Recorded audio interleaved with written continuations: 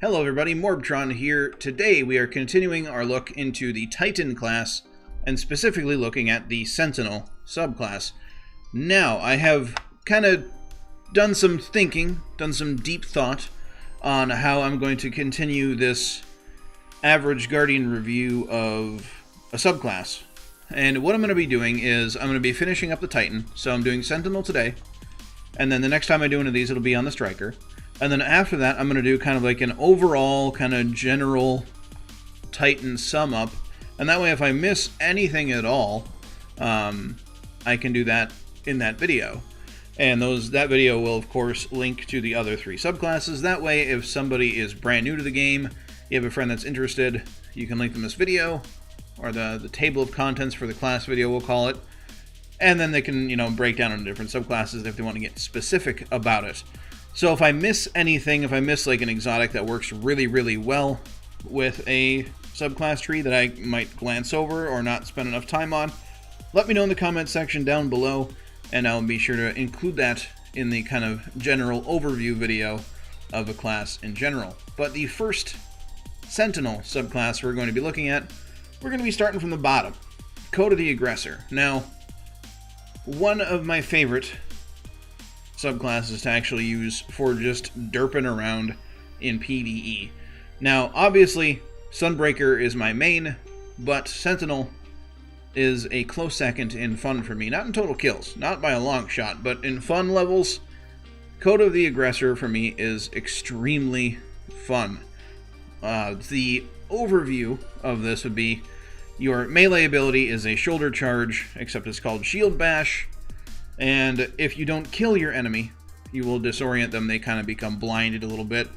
Doesn't happen like that in Crucible, as the shoulder charge is or the shield bash, sorry, is a one-shot kill on a enemy guardian without an overshield.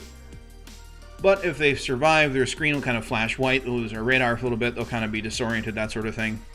Or if you don't kill a PvE enemy flat out with your shoulder charge, you will disorient them. They'll kind of look at the ground, they'll stumble around all weird, and you can just kind of finish them off.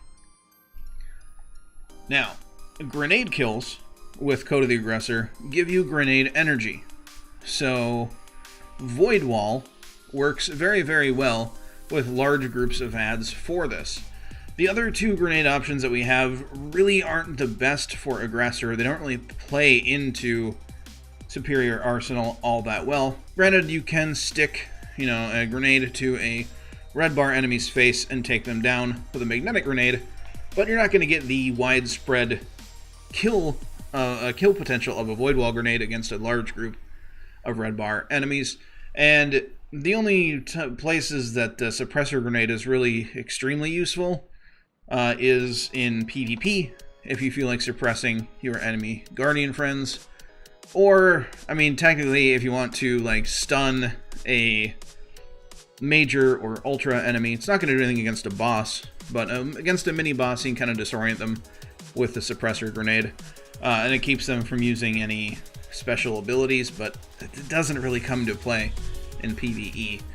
The Code of the Aggressor's perk in their super is they get an additional shield throw charge in their super. So, you activate your super, you can throw your shield, and you can throw your shield immediately again, which is kind of the fun part about this, depending on what exotics you use to pair up with Code of the Aggressor. Now we have In the Trenches, so kills while surrounded by enemies reduce the cooldown of your super. Now there's an exotic that basically was designed for Code of the Aggressor. It's called the Doomfang Pauldrons, and what these do is void melee kills give super energy. While Sentinel Shield is active, melee kills recharge shield throw, which extends your super on hits. And it's flat out amazing for Code of the Aggressor in PvE. So you shoulder charge a big group of enemies, you get a bunch of your super back from In the Trenches, plus you get a bunch of your super back from the Doomfang Pauldrons as well. And then you activate your super, you throw your shield twice, then you get a melee kill, gives you another shield, throw it again. And the more you throw shields, the more it extends your super, which is very, very fun. It's incredibly useful in pretty much every facet of PvE. Minus like raid boss damage, of course. You're not going to be using this against a raid boss, but very, very good for ad control and that sort of thing. You see there, I got my shield back. Got my shield back again. It's going in melee. That dude's dead. And we still have over half of our super. We're just going to keep going. Now in PvP, especially in Mayhem, you can just continuously basically throw shields. As soon as you get your super, you can just toss shields down hallways and rack up a bunch of kills for free, basically, if people are anywhere near your super. Because the shield throw actually has a very, very high amount of tracking on it for all of the different subclass trees for Sentinel. But that's the highlight for Code of the Aggressor. On to the next one. The next subclass tree we're going to be talking about for Sentinel is Code of the Commander, or the middle tree. Now, your super here is very, very different than Code of the Aggressor. Aggressor is about attacking your enemy. Code of the Commander is about controlling the situation you're in, which could be throwing a grenade, killing a bunch of dudes, and regenerating your health along with your fire team's health, or it could be putting up a giant shield wall, letting your friends shoot through that shield, and them getting a damage buff. Code of the Commander is very, very versatile, and honestly, in Gambit is kind of my go-to. I really, really enjoy using Code of the Commander in Gambit. In raids, not so much, but it has its uses there as well. In the Crucible, Code of the Commander can also be very, very powerful depending on what exotics you have and the intelligence of the enemy team. So, what's special about Code of the Commander? Well, as you guard with your shield in your super, you put up a massive wall around you and kind of a pseudo bubble around you as well that you can see on the ground.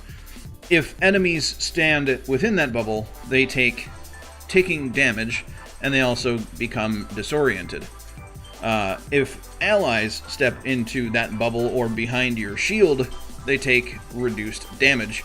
And if they are on the opposite side of the shield from the enemy, say your friends are behind you, you have your shield guard up, putting up that giant shield in front of you, enemy bullets or projectiles cannot go through. They get blocked by your shield, and your friends can shoot through it and get bonus damage. Pretty neat.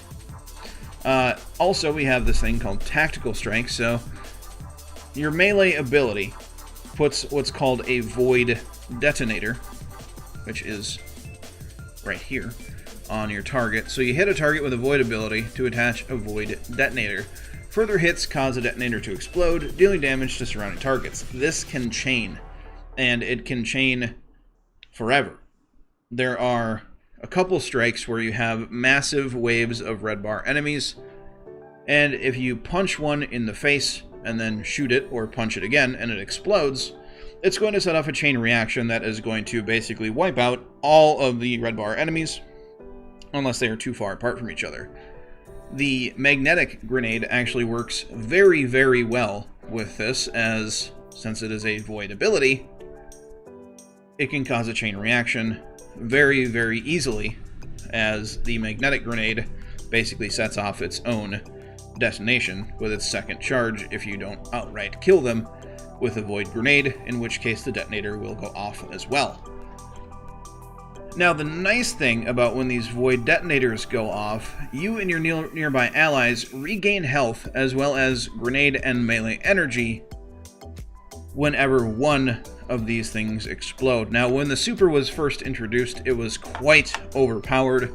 That has been nerfed since then as far as how much health and melee and grenade energy you get back, but it's still very, very powerful. Now, I did not mention what exotic to use to make the most of this. Now, you can go for super damage if you want to and go with Syntheseps. You could go with Doomfang Pauldrons as well if you want to throw your shield and extend your super. However, the Ursa Furiosa gauntlets are almost tailor-fit for Code of the Commander.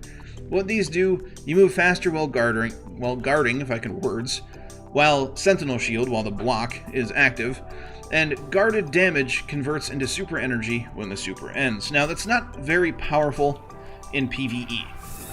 It works a lot better in PvP, because the enemy guardians shooting at you do a lot more damage to your shield. The more damage your shield takes, the more super energy you get back. As you can see there, I got about a third back. Not a whole lot, but it's enough. My assistant's gonna shoot me twice with a shotgun. And then we're gonna see how much we get back. 2 shotgun shots is a pretty good example of what you might run into in the Crucible, and we have like 95% of our super back from that. So now let's take care of these dudes. Let's look for a bigger group of enemies, and let's try to get a detonation off of them. Alright, we got some Animasos spawning in there. Let's throw a grenade and we'll completely miss. There we go. We punched. We have a Void Detonator on him, and on him, and on that dude there. Now, unfortunately, they didn't chain. Maybe we'll get a chain off of them. There we go. He was shielded, though, and didn't die. Sad times.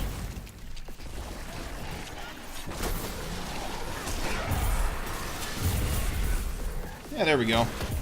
There's a chain reaction. We got our grenade back. We'll just stick it on that guy's face.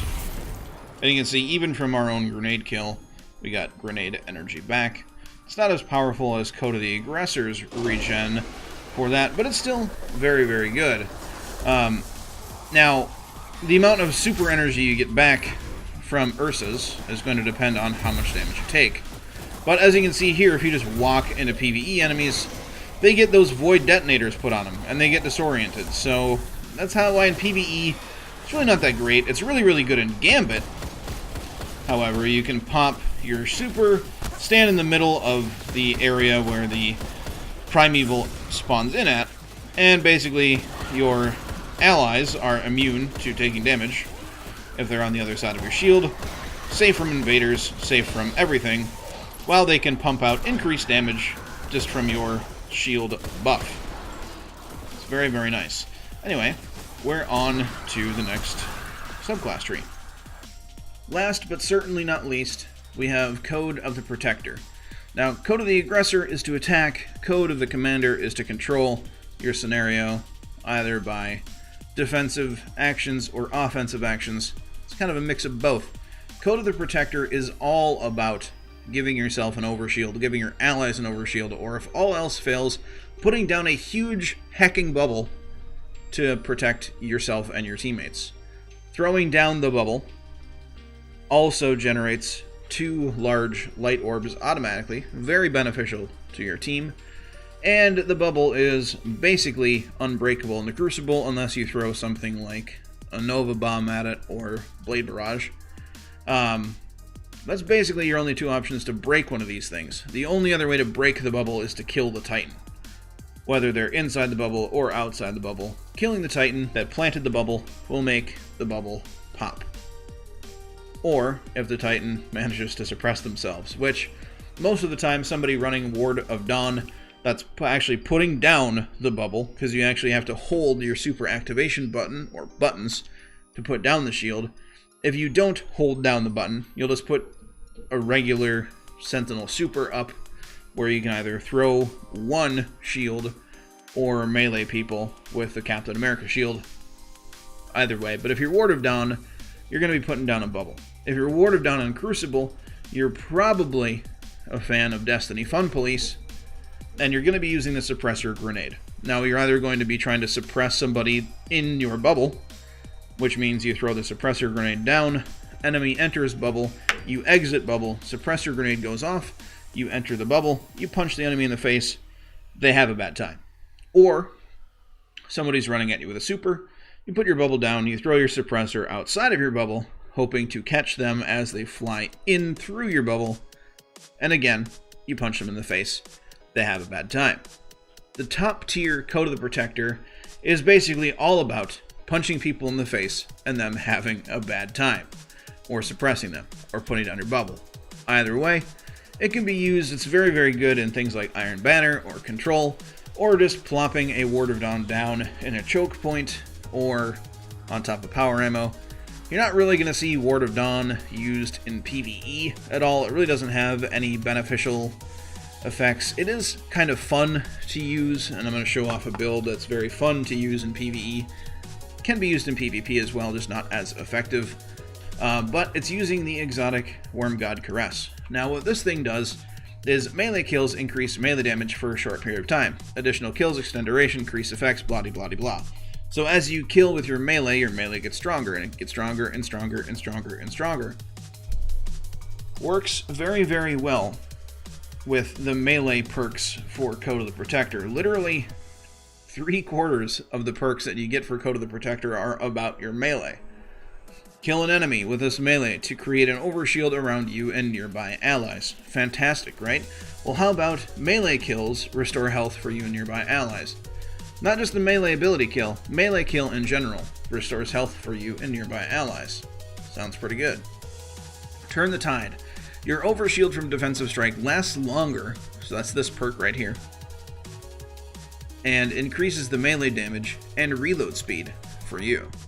So you have your defensive strike, you use it, you get a kill on a red bar enemy, you get an overshield, you heal your nearby allies and yourself.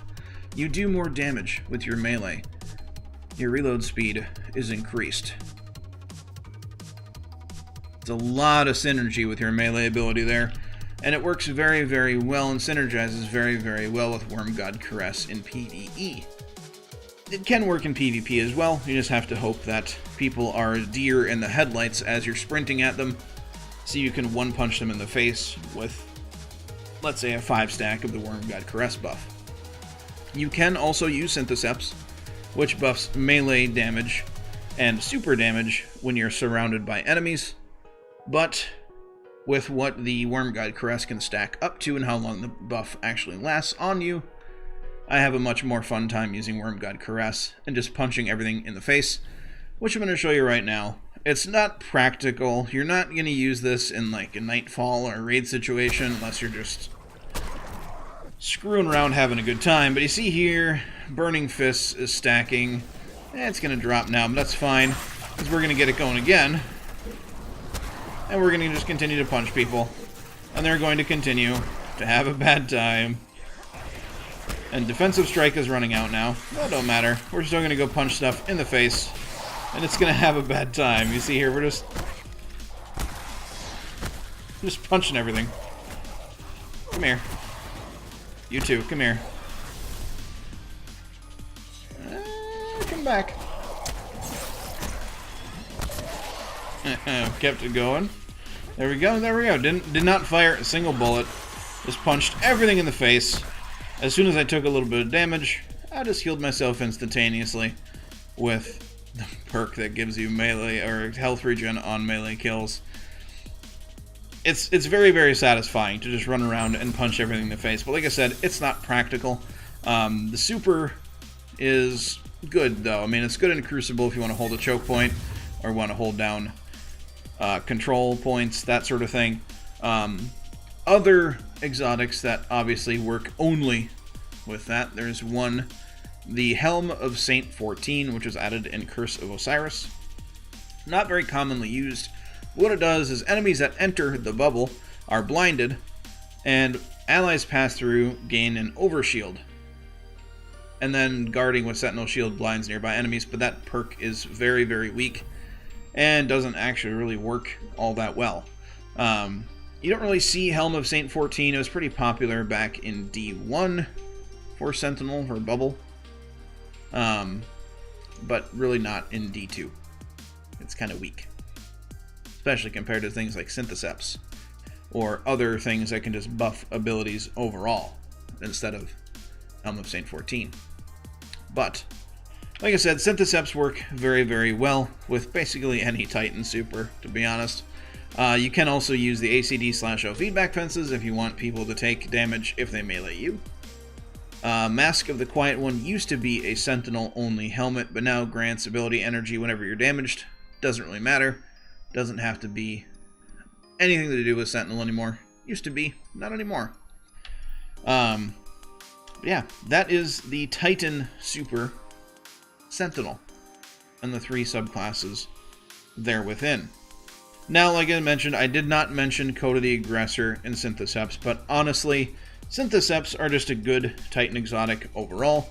Buffs melee damage, buffs super damage when you're surrounded by enemies, and for most Titan supers, you're going to find yourself to be pretty close to melee range anyway. So, they're just good. They work very, very well and synergize very, very well with the Titan class overall. Weird. It's a Titan exotic. I know. But that is going to be it for this video. Now, if I missed anything, if you thought I should highlight a different exotic or anything like that, let me know. There's a lot to choose from here. I just chose the ones that I thought synergize with Sentinel the best. If you have a build idea, let me know in the comment section down below. If you like this video, you found it informative, you can share it. You can like the video if you want to help support me. And if you're new here, or you just haven't hit that subscribe button yet, please do so. But do not forget to have a good day, everybody. And I'll catch you all next time.